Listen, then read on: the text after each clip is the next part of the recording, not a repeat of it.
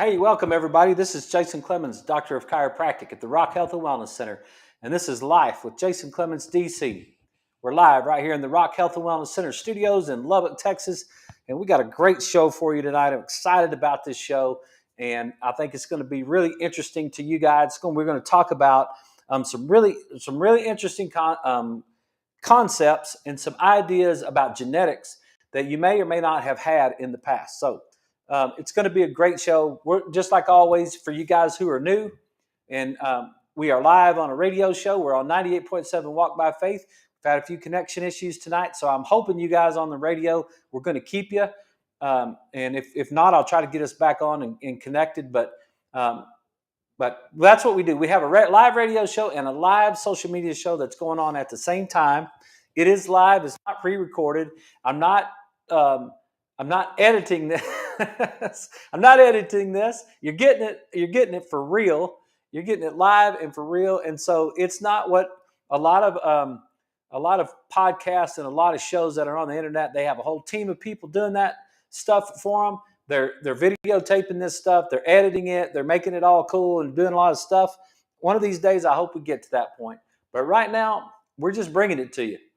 We're just bringing it to you live. We do it every night from 6 to 7. And it's just me talking to you about health. Hopefully it's helping. Hopefully you guys that are out there that are watching the show, listening to the show, hopefully you're learning something and it's making your life better. And that's what we're trying to do. So a lot of times what I'll do is I'll take the information I'll just take conversations that I get during the day with patients. This is clinical stuff, right? This is not some theory or whatever. This is stuff that we're doing every single day in the clinic. These are conversations that I hear from patients on a daily basis. And I hear those patients talk to me about stuff. And I'm like, okay, we'll just work on it, right? We'll just take a piece of this deal of health, which is hard and it's complicated. There's a lot to health. It's the simplest thing ever, but it incorporates everything. So it's there's a lot of different ways, and there's a lot of ways we've been raised. One of the conversations I had today was with a guy and his wife, and they have a brand new baby, and all three got adjusted. I love them to death. They're cute because they're young and they're new to some of this stuff, and they're new parents, but he was telling me how he wasn't feeling good last week. And he's like, I said, he's like, just kind of had body aches all over. And then I threw up. And I was like, okay, well, did you have any fever? And he said, no, I don't think so. And I was like, well, okay, let's try this. Hang on a second. We're dead on the radio again. He said, I don't know if I do or not. I said, well, did you take your temperature? And he said, nope, I didn't do that. And I was like, well, that'd be a good start, right? Let's take your temperature. See if you have a fever. And he said, I just was feeling kind of achy. So I went to the doctor and they gave me a Z-Pack. And I was like, hold on just a second. I was like, how long were you feeling bad? He's like, well, just that day.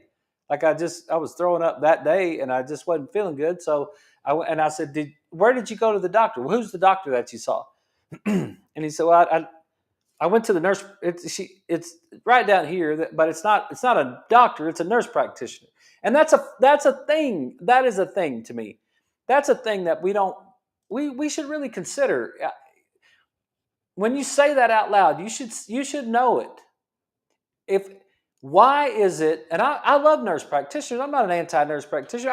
I had a conversation with one of the ladies today or yesterday about she's starting her nurse practitioner licensing program, and I said, dude, it's genius.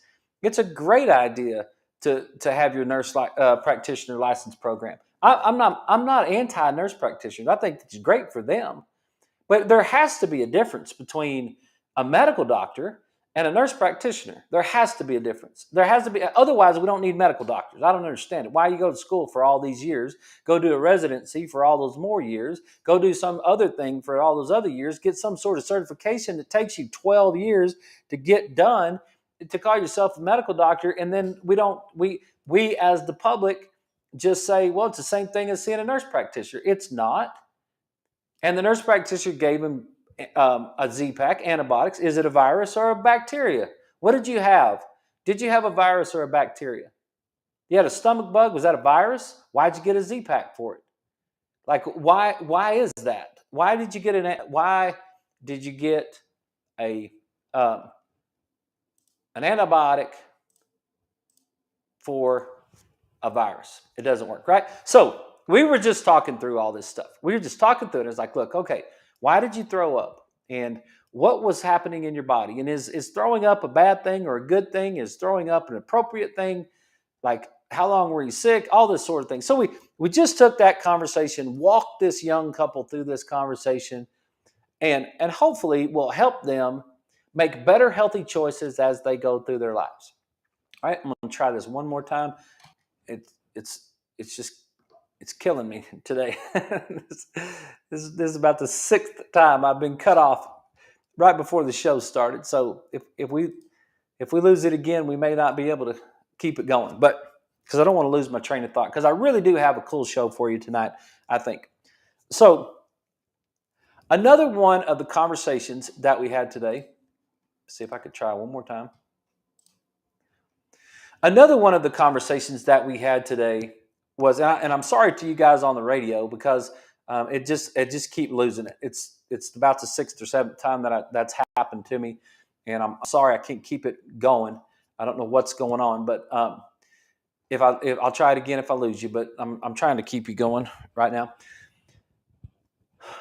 Another conversation I had today was about a person that is worried.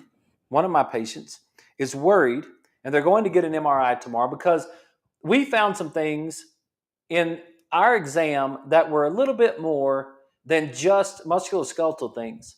So because we did our brain mapping, and not our brain mapping, but our brain analysis, and we do our right eye test and our reflex app and the things we do with our brain, there was just some things that showed up that just seemed to me like they were a little bit more complicated than I just have some numbness and tingling in my hand and my back hurts, right? They were a little bit more complicated.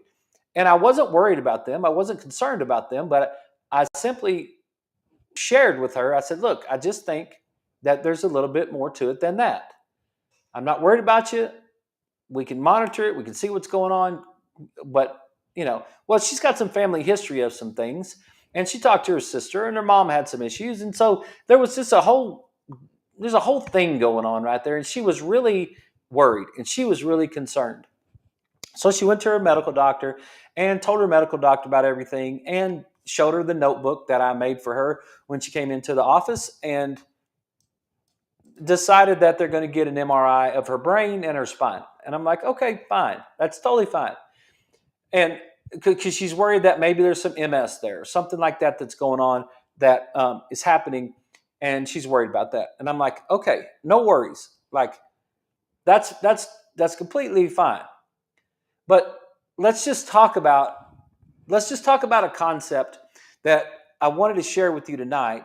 And I've shared it with you before, but I went back and did some more study on it, and I think I got a better way to explain it to you, and it's the idea of epigenetics. Okay, and let's be very clear. I am not a microbiologist or anybody that's a geneticist or anything like that. My level of understanding of that stuff is very shallow. I can't get deep. So anybody who wants to talk to me on a very deep level of epigenetics, I can't do that. It's there's so much to it, and it's so deep. It's so deep that I just can't do it. But I can understand the concept of it, and it fits into wellness. It completely fits into wellness, and I've got a pretty good argument with it. I've got something that I think will matter to you. And so the guy that taught me all this, the majority of the things that I've learned is named Bruce Lipton.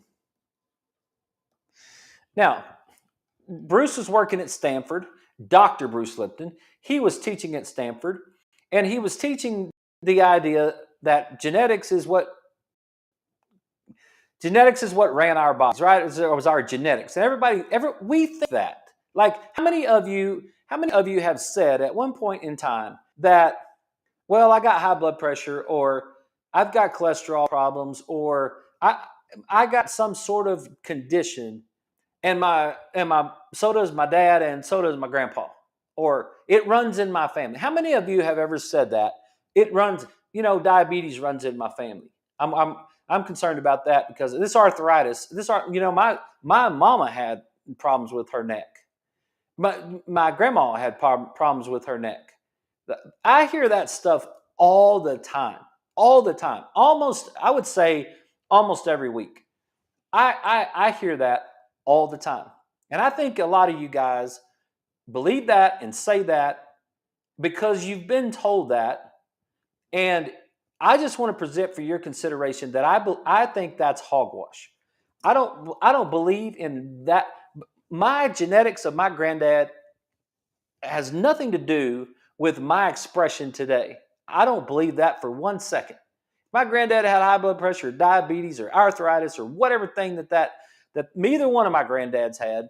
It's like, hey, look, that is not what I've got. So I got introduced to Bruce Lipton a while back. So I want to make it very clear, and I want to give all the credit that I can give to Dr. Lipton. I want to make sure that what I'm about to talk about is learning, and I want to tell you where I got it from. I was watching. You can go to YouTube, and I just searched epigenetics on YouTube. He was one of the very first ones that came up. It was called New Science of Epigenetics with Bruce Lipton. And it's from Humanity's Team, HUMANITYS team, one word. And you can go to humanitiesteam.org. And this is Lipton's masterclass, Become a Conscious Creator. This is where it came from. This is where the information that I'm bringing to you came from. Okay? And so I just want you now. You got to understand when somebody discovers something, and they start moving through life with it. Sometimes it goes into places that's way on further down the road than what we are, and that's where Dr. Lipton is now. He's talking about some stuff that sounds wacko, right? It sounds so far away, but you just got to understand. It's like we're just now getting on the road, on the train track that kind of is headed that way. And he got on the train track a long time ago, and he's worked through lots and lots of different steps. And what he's trying to say to us now, it sounds so foreign that it sounds completely like now he's lost his marbles, right? You got to understand that we just haven't gotten down the road that far, and maybe we will, and maybe we won't get down the road that far. But I see that, and I hope I'm not that guy, and I sure hope that I don't end up that guy. But I see that constantly in my profession and studying people in health, people that started and that have been in health for a long time. All of the guys, Dr. Mercola is that way. He kind of just went like he's way over where he should used to be. Dr. Axe, Dr. Jordan Rubin, all those guys, they started off in this level that was communicating to us, and now they just go off, and now it's just so much stuff. Same thing with Dr. Gundry and the plant paradox. It's just like all of a sudden now you got to buy all the Dr. Gundry supplements in order to be healthy. And it's just like, what? Okay, Dr. Lipton's a little bit like, he's not selling supplements, but he's taking it to another level, and I'm thinking that maybe 15, 20, 30 years from now, I might be able to understand better what he's talking about that's down the road, okay? But let's come back to what I understand now to a certain extent and how it relates to wellness and how it relates to what we're doing on a daily basis. Because we think that it's our genetics that dictates our expression, right? And what Dr. Lipton is trying to explain is that's not true. It's not true. And I'm gonna and I thought about just playing the video tonight, but I thought, you know what? That's not what this show's about. This show is my interpretation of the things that I learned that I share with you. So I made notes on the video, and I'm gonna try to use my interpretation to you so that I can share it the way that I currently understand it. Okay. So, I want to make sure I'm not plagiarizing. I want to make sure that maybe I am plagiarizing, but I don't want to get, flunked for it, whatever. I don't want to get in trouble. I'm trying to tell you where it came from. That's where it came from. What I'm about to describe is my watching of that video, which is something I've been studying for 15, 20 years from Dr. Lipton. Okay. All right. Look, we've got a cell. And we've seen these cells before, right? Whatever that cell looks like. And we also have, inside that cell, we have a nucleus. And just for fun, I'm just going to draw our little mitochondria down here just to remind you that we still have a mitochondria. Yes, okay? But inside the nucleus, we have what we all our DNA, our chromosomes, right? And we get there's 23 pair of chromosomes. There's 46 chromosomes. There's 23 from your mom and 23 from your dad. And that's what your DNA is your chromosomes, right? And that's where you've heard of 23andMe, the test. That's like 23 pairs of chromosomes and which makes me, right? Okay. But let's back up just a little bit, okay? Because what Dr. Lipton was doing was he was in the lab and he had 3 petri dishes, and inside the petri dish had stem cells. I think I talked about this pretty recently. Okay? So inside the petri dishes, he has stem cells. And a stem cell is all the same identical cell, right? It's an undifferentiated cell. They're identical inside what Dr. Lipton was doing was he was speaking he was lecturing to his classes about it's the genes that cause the expression, but inside the cell, putting different mediums in the petri dish. You guys remember petri dishes from back in school, right? We had the little petri dish, and he was filling that petri dish with different nutrients. So he would fill one petri dish with one type of nutrient, and then he would fill one petri dish with a different type of nutrient, and then he would fill another petri dish with a different type of nutrient. And guess what would happen? Those stem cells would change and they would express something. One of them would become bone, and one of them would become muscle, and one of them would become fat. And he was like, wait a minute.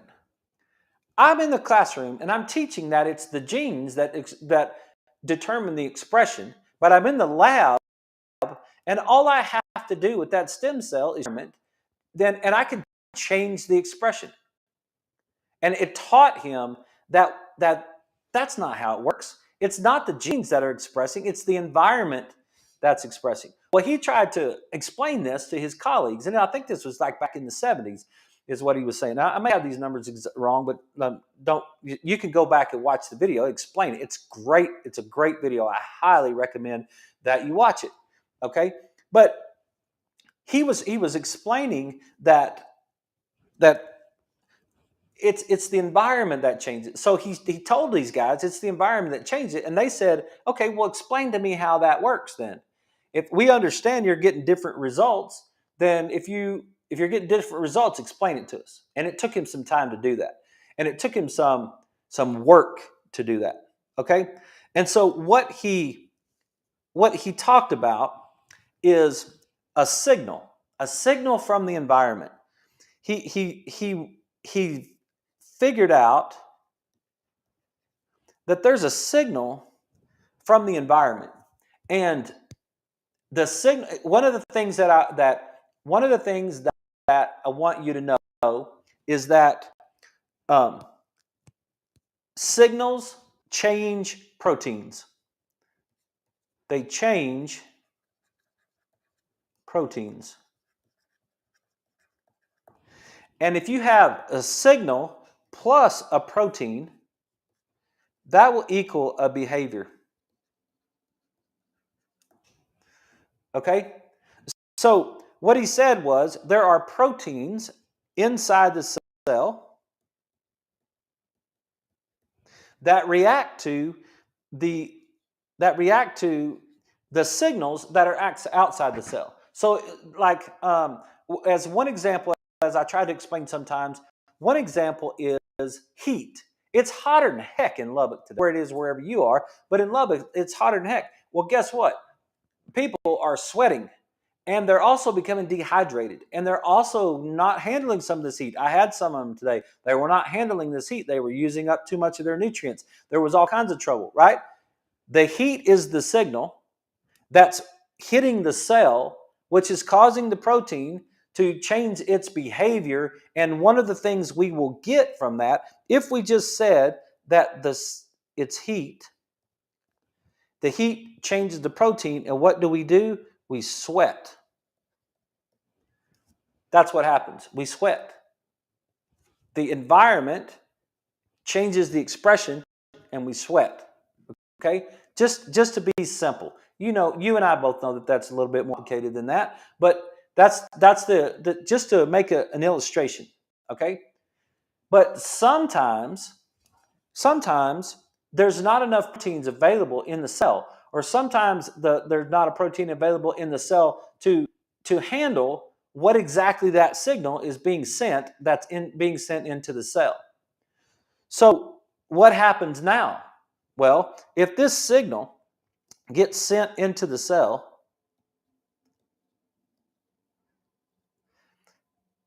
and then all of a sudden there's not a protein around for that signal to be read and to be interpreted and to something to happen with it, then what's going to happen is that signal is going to travel over here to the membrane of the nucleus.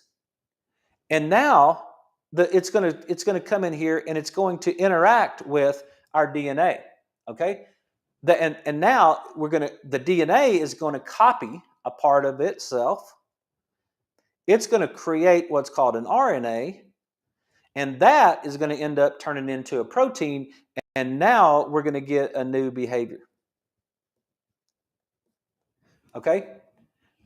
So now it's the proteins. It's the proteins that are changing the behavior. But let's go back just a little bit, because we just said that kind of nonchalant. We just said, well, the signal hits the cell membrane and then it travels through the membrane and it talks to the protein. It's like, hold up just a second. How does that work?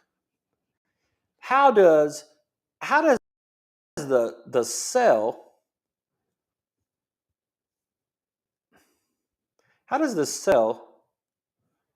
first of all, not first of all. Let's just go one. Let's just how does that work?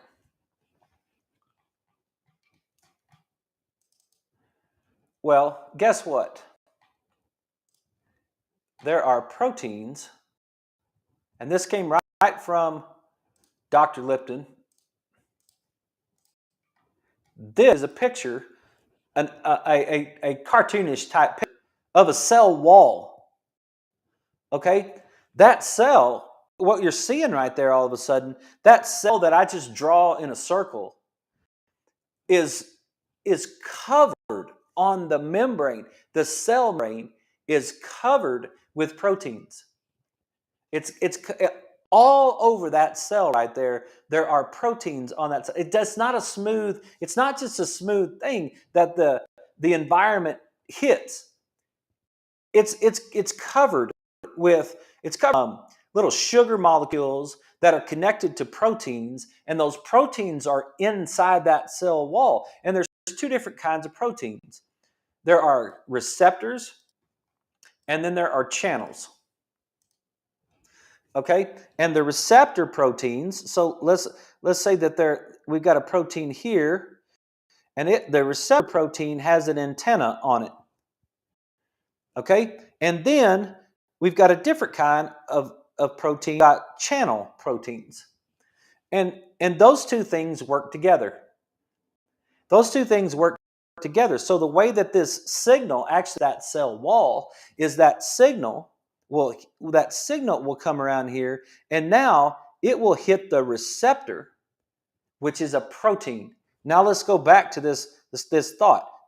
It's signal and protein changes behavior. Okay? The signal from the environment, whatever that signal is, whether it's physical, chemical, or mental emotional, signal from the environment is now attached to the protein that's on the wall of the membrane. All right? So it goes back to proteins again. So now to the protein, and then it creates mechanisms underneath it that opens up the channel. It makes the channel open up wide, so now things can pass back and forth through the middle of the channel. Now we have the ability to move different ions and different things through that channel, and it goes back and forth. The main thing that I want to just get you to understand right there is that it signals proteins on the membrane. It signals changing proteins on the membrane that allows the signal to actually get through into the cell. Whew.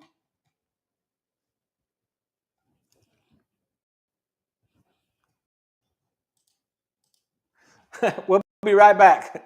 You guys on the radio with us, we'll be right back.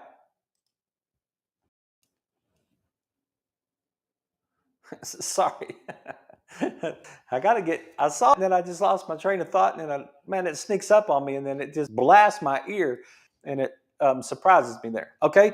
But the signal from the environment, like what signal? Like you keep saying signal, what is that supposed to mean, right? All the signals, the physical, chemical, and mental emotional signals in the environment. The physical, chemical, and mental emotional signals. That's where epigenetics ties right into chiropractic. That right there is the explanation of why I'm a big believer, because we learned that from the very first day in chiropractic school, and we've talked about it lots of times, right? Physical, chemical, and mental emotional stress.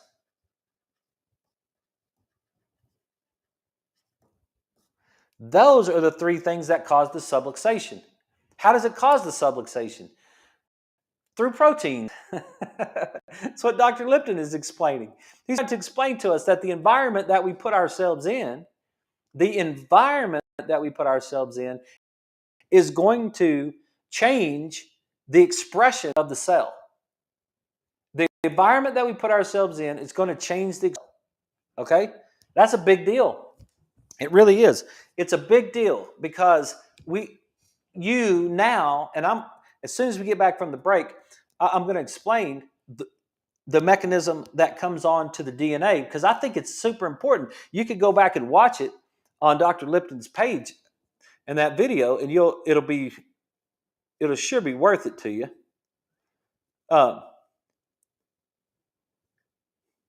But that is the way that you take control of your life. You get your life back from some nonsense piece of information that you got, that it's your genetics that's making you sick. Well, Leslie's dad had diabetes. Leslie's dad died from diabetes. Leslie's maybe prone to diabetes. She might have a gene from her dad that makes her more prone to diabetes, which means my daughter might have a gene from her dad that makes her prone to diabetes. My son might have a gene that makes him more prone to diabetes. That could have been passed down from them, right? But let me show you something about how that gene expresses itself. Okay, let me get us back on the radio. Okay, everybody, we're back. This is Life with Jason Clemmons, DC. We're talking about epigenetics tonight, and we're talking about how the signal from the environment connects to the protein on the membrane, and it changes the permeability of the cell wall, which allows the signal to transmit through the cell into the cell to attach to the proteins to change the behavior. Okay? I know you're thinking, what is he talking about? Just stick with me. Just stick with me. It gets better. I'm a second half kind of guy, right? Okay. What if there's not a protein? The signal has attached to the receptor, and now the receptor has opened the channel, and now the signal has been able to move through the channel. Some signal has been able to move through that channel, and now it's inside. It's inside. Well, we're going to do the same thing when we hit that membrane of the nucleus, because we've got another membrane. Okay? It's the same thing. It's that membrane of the nucleus that's covered in those proteins. And now that signal is going to come in there, and it's going to be able to move through that membrane. And now it's going to tell that DNA exactly what it's supposed to copy and paste. Now we're going to cut and paste the DNA. Okay? Now we're going to just gets really simple from there. Right? All we got to do now is cut and paste DNA. No, guess what? Guess what? Guess how the DNA is actually made, right? The DNA, let me see how I wrote it on my notes right here. And by the way, if you want to know what that means, it's called signal transduction. If signals show up and there are no proteins to respond to it, then the signal from the environment goes into the nucleus and activates the reading of the DNA, and that's called epigenetics. A sub-environment of signal transduction is epigenetics. Okay? Let me get down here because I wrote it.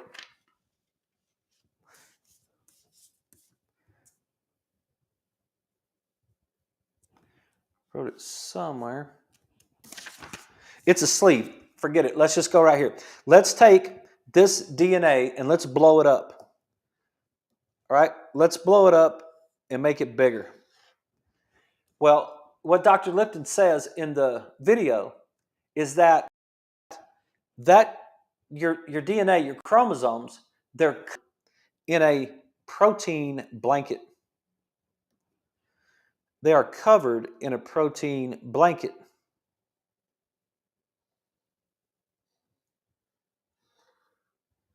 A sleeve, he called it. There's a protein sleeve that covers the DNA. And he used the sleeve of his arm. And he used the example I got short sleeves, so I can't really do it today, but he used the example of having a sleeve on your arm.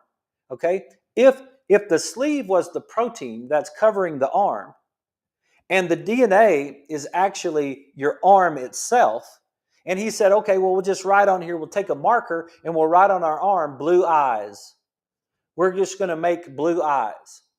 And it's like, okay, if that's what it says, and we get ready to make eyes, we just read it off of there. And he's like, no, that's not what happens inside the cell. What happens inside the cell is it's covered in a protein sleeve.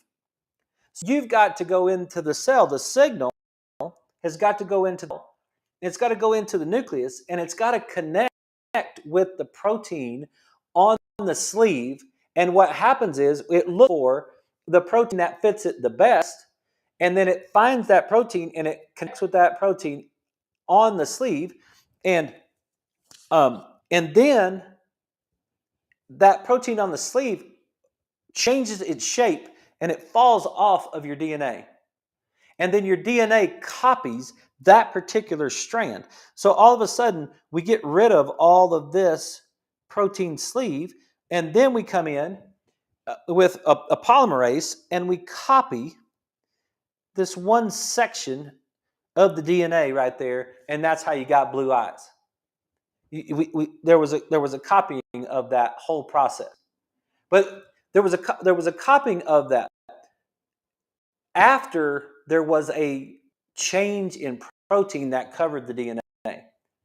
Okay, and then now let me erase all that, and now let's get to the idea that on a strand of DNA, You say, well, it's your genes that decides how tall you are, how short you are, whatever, right? What color your hair is. Okay. But on that strand of DNA,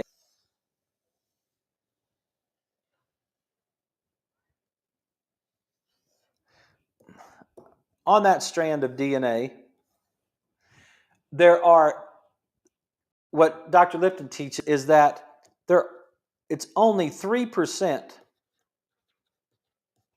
3% of that DNA has genes on it. What happened to the other 97%? Well, for a long time, it was just considered junk DNA. Like they just didn't, they like, well, I don't know. But we don't, first of all, think of this. That DNA right there is your genes, your chromosomes there are, your chromosomes are 50%, and they're 50% protein. And then he explains that only 3% of them code for genes. The 90, the rest of the 97% codes for how you're going to adapt to your environment. Okay? And so this whole other 97% is covered in all kinds of different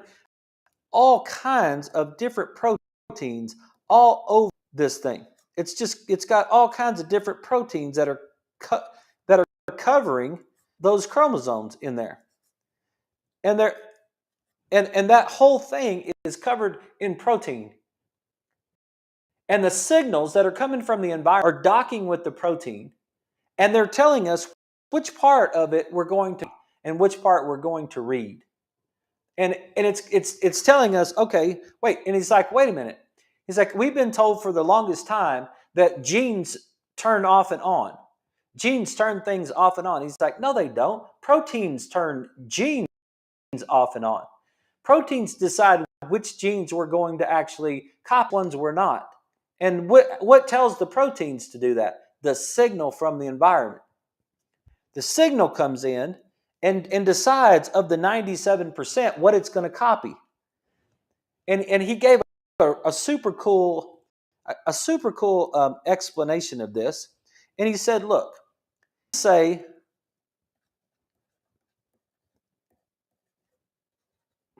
what are they going to be reading? What is it that we want read, right? And he used the word reading. And he said READING. And he said, all right, let's just look right there.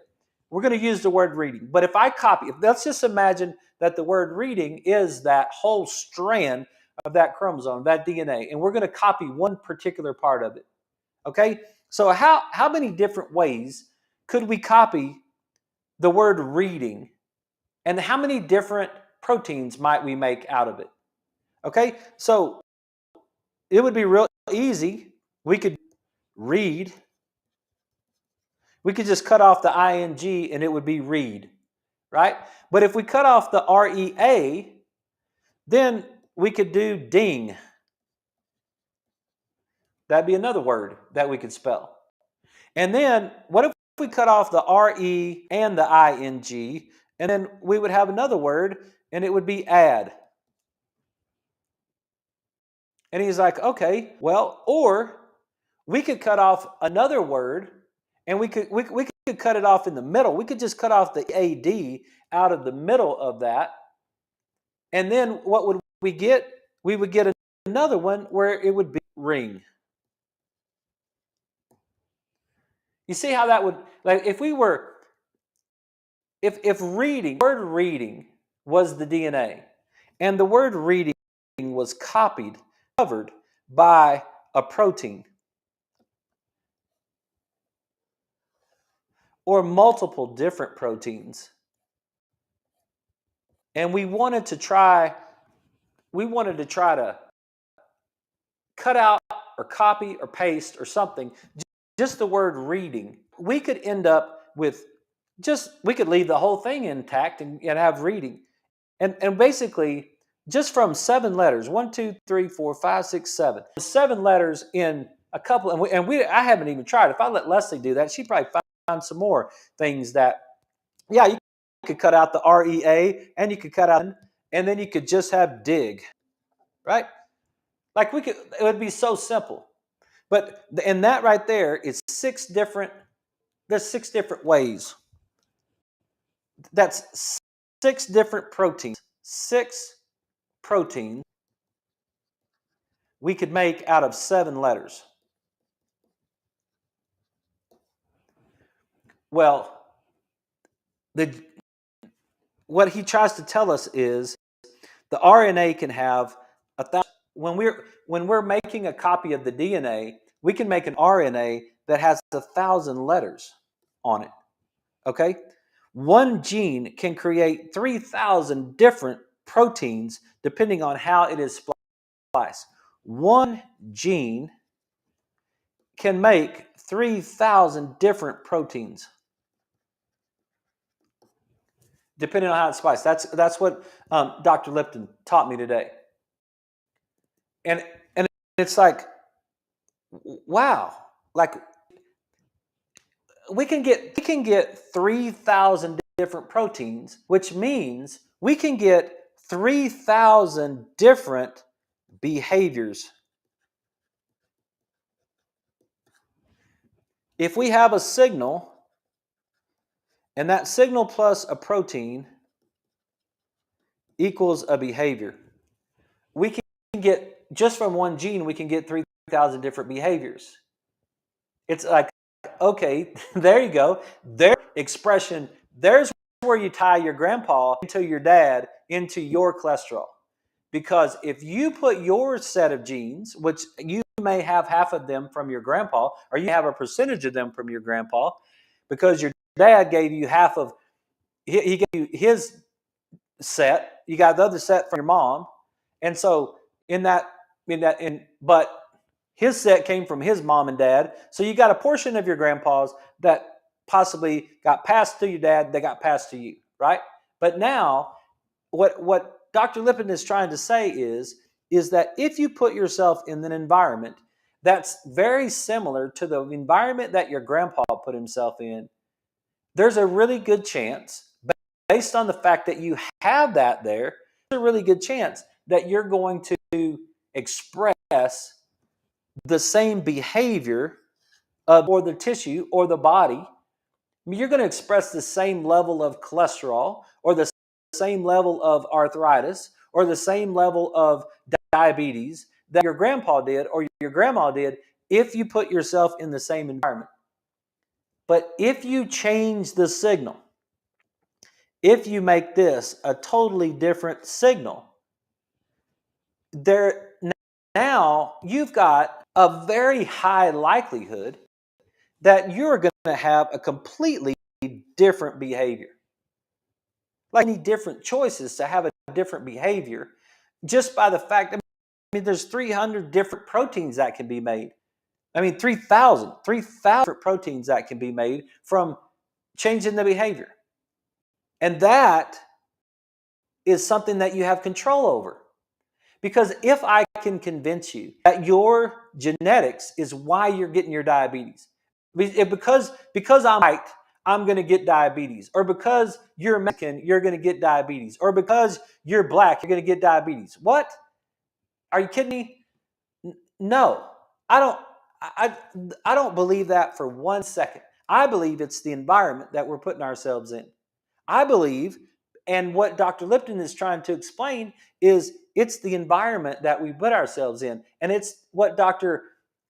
Palmer taught us, what he taught the world in 1895, and what his son came along and kept going with, is that environment is our physical, chemical, and mentally emotional stress. Change your physical, chemical, and mentally emotional environment. What you believe about something. Remember last week we talked about the game?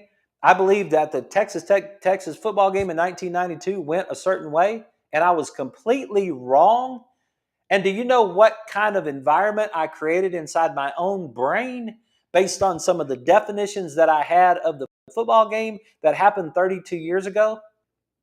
And then what happened last week? I saw the video, and that's not what happened at all. I played pretty dang good, I think. We lost the game, but that's fine.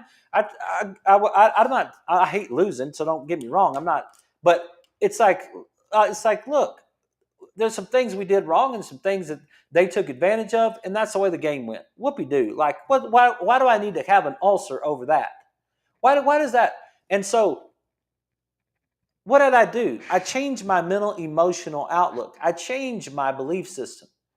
I changed my definition of something mentally emotionally, which now changed the outcome of my body. You can do the same exact thing. That's what Dr. Lipton is talking about right here. Because and it's also chemical. It's also whether or not we put a lot of glucose into the system. Lots of glucose changes the expression. Lots of glucose changes the protein. The signal in the environment changes the protein. The protein changes the DNA, copies a certain set, changes the RNA, changes the protein, changes the expression. The environment of glucose is going to give us a certain behavior. The environment of smoking is going to give us a certain behavior.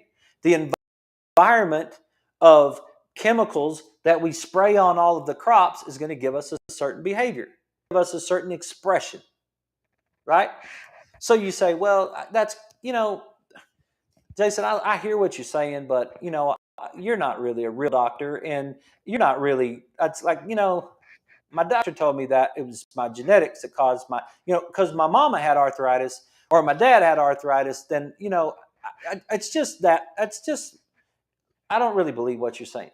Okay, fine. I don't care if you don't believe what I'm saying. Let me show you an example. This is a real life example. Okay, a real life example. I think that's a small b, actually. Okay, this is HLA-B 27. Okay, let me show you something right here. See if I can blow this up for you. All right, my dad had ankylosing spondylitis. My dad, when he was 22, 23 years old, 22 years old maybe, he was going up for a layup in a basketball warm-up at Weatherford Junior College, landed. His sacrum was so inflamed and it hurt so bad that when he hit the ground from the layup, it jammed the sacrum and he fell to the floor and he couldn't even hardly walk. Now, you might have experienced that in the past. You might have experienced some sort of sacral pain, right? Maybe you had that. Maybe your back hurt so bad you couldn't even stand up and walk, right? So Dad was 22 years old. He came from an East Texas oil field town. He was the third of 4 boys. His daddy ran away from home when my grandpa, when he was 13 or 14 years old, he was not an educated man. My sweet little grandmother was not an educated woman.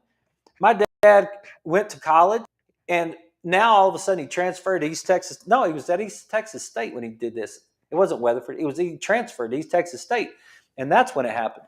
Okay, so now he's a young kid coming from a place. He's a third out of 4 boys, and then all of a sudden he can't walk. So they send him to doctors, and and the doctors finally, after a whole bunch of tests and this stuff, and you guys know that I've shared this with you in the past, they diagnosed him with ankylosing spondylitis. And what they did is they told my dad, there's nothing you can do about it. It is an autoimmune disease that attacks your sacrum and your spine, and it will fuse your spine together from bottom to top, all the way from your sacrum, all the way to the top of your head, and you will eventually go blind. It'll get out into your shoulders. It'll tear you up. It's miserable. You're going to just live a miserable life. That's what they told my dad, and he believed them because he didn't have any frame of reference not to believe them, because he didn't have anybody else to say, no, that's not the way it works. Jim, don't listen to that nonsense. That's not the way it works. So what did he do? He set himself in an environment, physically, chemically, and mentally, emotionally, to manifest exactly what those people told him that was going to happen. And that's exactly what he did. And that's exactly what happened to him. And I watched it my whole entire life. I watched it start in his sacrum. It was already past his sacrum by the time I got there, right? I watched it move up his spine. I watched it fuse in the entire spine all the way to the top to where he started in this deal right here, where he was completely sunken. He was all the way down. His head was forward because he had one solid bone from the sacrum all the way to the top, right? And it's like it did exactly what those doctors told him it was going to do. And that's what my dad, and then he passed away April 20th, right? Miserable life all the way through. Pain, always had pain, always dealt with pain, always dealt with the lack of movement, always dealt with the lack of health. Ended up with diabetes and neuropathy in his feet, ended up with a stent in his heart. He was a smoker for 50, 60 years, right? Could never get out over the smoking. Never had a chance to get out and move. All of these things that manifested, right? Had the stroke, did all this stuff. I watched it all, right? Well, then fast forward to my early 20s, and I go and I'm helping coach at Tech, and boy, my sacrum is flared up and it's hot and it's mad, and I don't know what I'm going to do about it, right? And so I go see Dr. King, our team doctor, and Dr. King does my blood work. And what does he show me? He shows me HLA-B27. Okay? Let me read it to you. Ankylosing spondylitis is a common type of spondyloarthropathy that is a chronic inflammatory autoimmune disease that mainly affects the spine joints, causing severe chronic pain. Additionally, in more advanced cases, it can cause spine fusion. National Institutes of Health. Significant progress in its pathophysiology and treatment has been achieved last decade, not much. Immune cells and innate cytokines have been suggested to be crucial in the pathogenesis of ankylosing spondylitis, especially human leukocyte antigen B27 and the interleukin 23-17 or /17 axis. However, the pathogenesis of ankylosing spondylitis remains unclear. So there is some sort of connection with ankylosing spondylitis and HLA-B27. If you go to the Mayo Clinic, you could go back to the Mayo Clinic right here, and right at the very top of this, no, it was the next one I was reading, is one of them. HLA-B27 is strongly associated with development of ankylosing spondylitis. About 80 to 90% of patients with AS are positive for HLA-B27. There's a strong correlation between HLA-B27 and ankylosing spondylitis. But when I was a kid, when I was 22 years old, I went and got my blood tested, and I got the same exact blood. I got the same HLA-B27 marker that my dad has. Right? I've got that. I got that same. I got it past him through my chromosomes, through my DNA. Right? But I told myself, there is no way, there's no possible way that I am going to do the same thing that my dad did. There's no way I'm going to do that. So what did I do? I changed my environment. I changed my environment, and I changed the signal. I changed the signal. And when I changed the signal, I started copying a different. I got a different behavior. If you have a signal plus a protein, you're going to get a behavior. Behavior means your spine's going to fuse together. Behavior means you're going to have arthritis in your spine. Behavior means that you're going to have a bamboo spine. That's the whole thing. That's the signal plus the protein, right? If I can't change the genes, which I can't change the genes, but I can change the signal, which means I've got 3,000 different things. I got 3,000 different proteins that I can make just on one gene, right? Just on one of those genes. And I've got 23 genes from my mom and 23 genes from my dad. Like, I can make a book. I can have a lot of different expressions. I can have a lot of different expressions right there. And I think that if we understood that, if we understood the mechanisms of that, and we understood how, wherever I am, I don't know where I am, but I got so many windows open it doesn't even make a difference. By changing the physical, chemical, and mental emotional environment that my body is in, I can change the expression of myself. If I change that physical, chemical, and mental emotional environment to a more healthy environment, my cells will express a more healthy behavior. If I leave them the same, there's a good chance that I'm going to get a sick behavior. If I put myself in an environment that's a sick environment, I'm going to get a sick behavior. That's that's the moral of the story of this show. Put yourself in an environment that's congruent with health and watch your behavior change. Don't be fooled and told that there's nothing you can do about a lot of this stuff, right?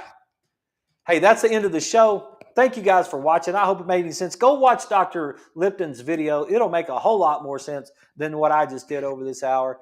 Hope you like that. I hope you got something from it. We'll be back tomorrow night at 6. And thanks for watching the show. We'll see you then.